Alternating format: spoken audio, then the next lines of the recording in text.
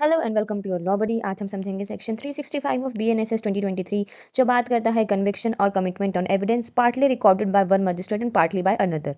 ये section basically बताता है कि जब एक मजिस्ट्रेट एविडेंस रिकॉर्ड करके केस हैंडल कर रहा हो और बीच में ट्रांसफर हो जाए तो नए मजिस्ट्रेट को कैसे प्रोसीड करना चाहिए। तो चलिए शुरू करते हैं।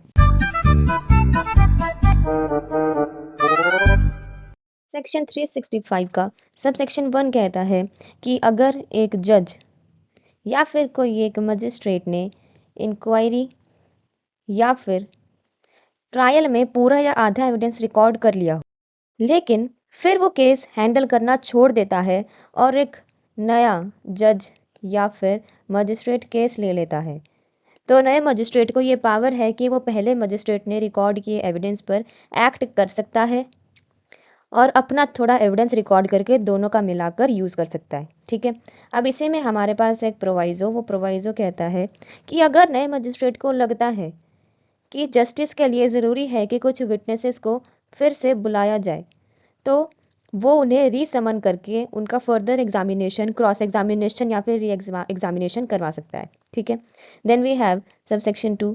ये कहता है कि अगर एक केस एक मजिस्ट्रेट या फिर एक जज से दूसरे मजिस्ट्रेट या फिर जज के पास ट्रांसफ़र होता है, तो पहले मजिस्ट्रेट को माना जाएगा कि उसने अपने जुरिस्डिक्शन छोड़ दिया है और नया मजिस्ट्रेट उसके जगह सक्सेसर बन गया है, जैसा कि हमने सब सेक्शन 1 में समझा। ठीक है, then we have sub section 3।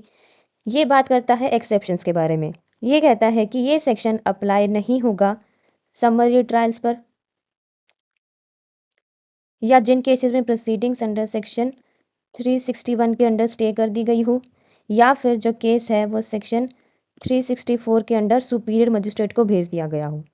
ठीक है, यानी कि ये रूल समरी ट्रायल्स और कुछ स्पेसिफिक ट्रांसफर्स पर अप्लाई नहीं होता है। ठीक है, इसी तरह से इंपॉर्टेंट प्रोविजंस को सिंपल वर्ड्स में समझने के लिए योर लॉ बडी को सब्सक्राइब करना ना भूलें। Thank you.